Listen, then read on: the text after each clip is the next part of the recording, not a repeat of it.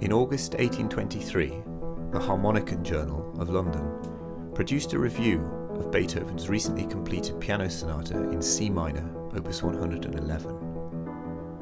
They wrote, "The second movement extends to the extraordinary length of 13 pages.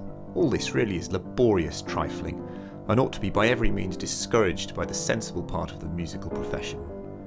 We have devoted a full hour to this enigma, and cannot solve it. No sphinx ever imagined such a riddle, and yet the publishers have, in their title, deemed it necessary to warn off all pirates by announcing the sonata as copyright. We do not think they are much in danger of having their property invaded."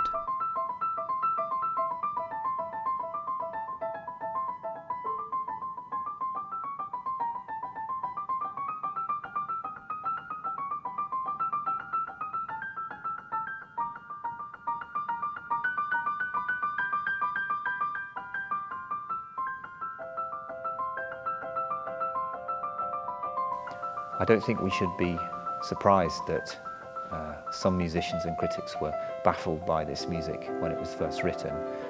In many ways, on the surface, it's baffling even to this day.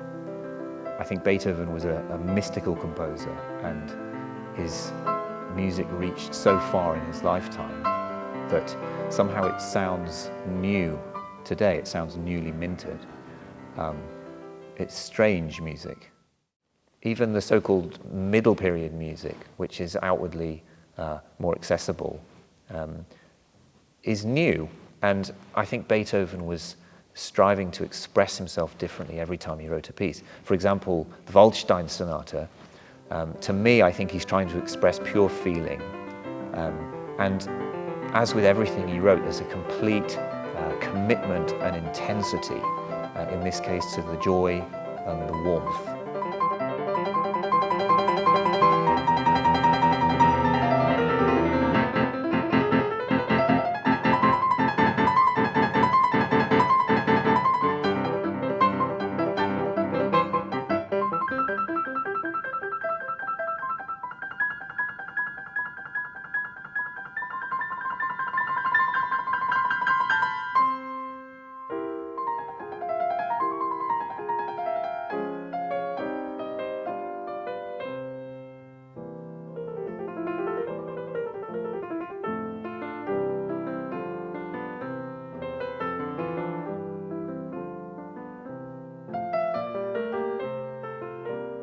It's an amazing experience as a pianist to play the 32 Beethoven sonatas.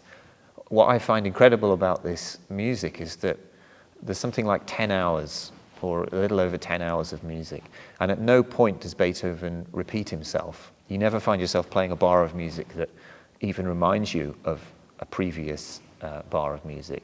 He doesn't seem to have generic ideas that he falls back on.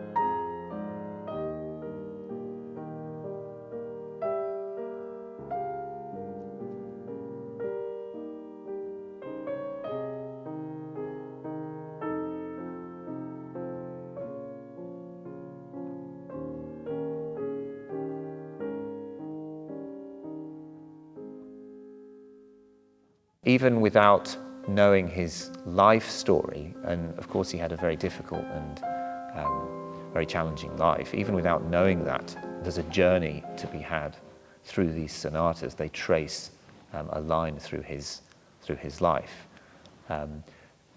One wonders if he'd written another piano sonata after the C minor opus 111, what that would have been like. And you have to presume that it would have been different again. And then you do wonder when he would have exhausted the possibilities of expression available to him, and maybe he never would. So I think he was an absolute creator.